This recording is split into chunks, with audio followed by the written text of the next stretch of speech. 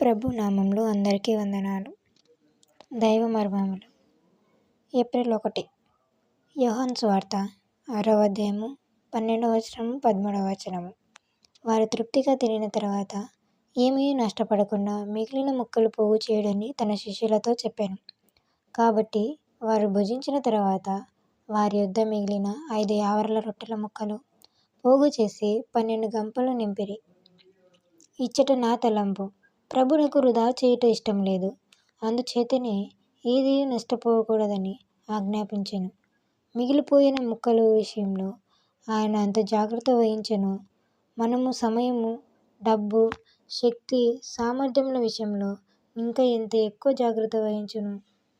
మన జీవితమును పరిశీలించి ఆయన చూచినచో మన సమయము చాలా వృధా అయినట్లును, చాలా డబ్బు వ్యర్థముగా ఖర్చయినట్లును, ఎంతో సామర్థ్యము నిష్ఫలమైనట్లును కనుగొందుము. మనలను మనమే పరిశీలించి చూచుకుందాము. 1933వ సంవత్సరంలో ఇండియాలో నా సేవను ఆరంభించినప్పుడు నేను వెళ్ళిన ప్రతి చోట సమయమంతా నేను సువార్త ప్రకటించుట ద్వారా దేవుడు సంతోషించునని తలంచితిని.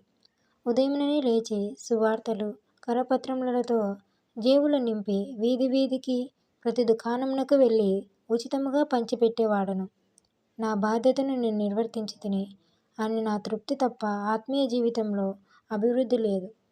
ప్రభువా, నాలో నా తప్పేమిటని ప్రభువునకు ప్రార్థించగా నా సొంత శక్తి జ్ఞానముతో ప్రభువుని సేవించుచు నా సమయమును వృధా చేయుచున్నానని ప్రభువు నా జవాబిచ్చెను.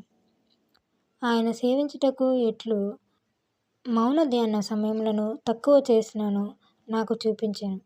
నా అజాగ్రత్తను బట్టి పశ్చాత్తాపపడి మొదట ఆయన చిత్తమును తెలుసుకొను వరకు వేచియుండి తరువాతనే వెళ్ళి సేవ చేయుదునని తీర్మానించుకొంటిని. ఫలితము చూడవలెనని నా కోరిక.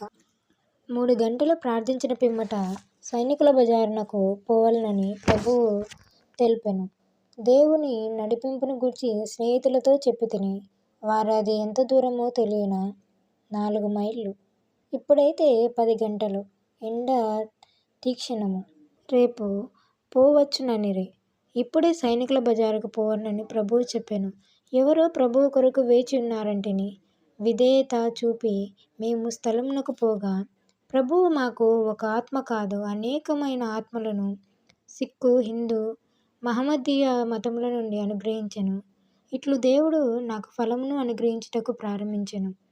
మనము ఫలము చూడవలని దేవుని ఆశ. ఆమేన్.